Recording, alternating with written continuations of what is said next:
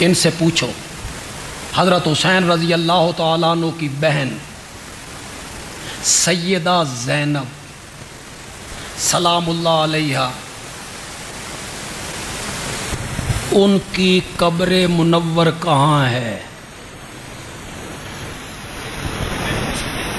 کہاں دفن ہے حضرت حسین کی بڑی بہن جو کربلا میں موجود تھیں؟ کہاں دفن ہے؟ کہاں ہے مزار ان کا؟ صرف دمشق میں نہیں، جس بنو امیہ نو ایڈی ایڈی گال دیندے ہو نا، حضرت زینب کا مزار بنو امیہ کے قبرستان میں ہے۔ انہاں تے داد نہیں دینی، تسی تے تھوڑے جو خوش ہوو، تسی بھی بالکل تو نہیں سپ سونگ گیا، تو نہیں سنی ہو گئے ہو۔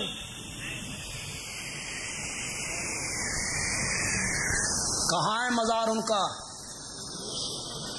کون سے قبرستان میں؟ بولو، جس بنو امیہ کو گالیاں بکتے رہتے ہو، کومنٹ میں گالیاں دینی آسان ہے، میں ان گالی دینے والے بدبختوں سے کہوں گا، تم میں جرت ہے، علمی جرت، تمہیں قیامت کی صبح تک بندیالوی کا چیلنج ہے، مجھے بتاؤ دمشق میں حضرت زینب کا کون سا رشتہ دار رہتا تھا؟ بتاؤ مجھے، کس کے گھر رہی تھی؟ کون تھا ان کا دمشق میں؟ کس کے مکان میں رہتی تھی؟ سارا قافلہ مدینے چلا گیا، حضرت زین العابدین کہاں چلے گئے؟ مدینے۔ سارے لوگ کہاں چلے گئے؟ مدینے۔ حضرت زینب کہاں رہ گئی؟ گالیاں نہ بکو، علمی میدان میں آ کے مجھے اس بات کا جواب دو، دمشق میں کون رہتا تھا؟ ان کا کون سا رشتہ دار تھا؟ وہ کس کے گھر میں رہی تھی؟ ان کا انتقال وہاں کیوں ہوا تھا؟ ان کی قبر منور وہاں کیوں بنی؟ پھر بعد میں ہمیں کہنا کہ تساں یزیدی ہو، پہلے یہ مسئلہ حل کرو بھائی حضرت زینب کس کے پاس رہتی تھی؟ ہم تو بالکل چپ کر گئے۔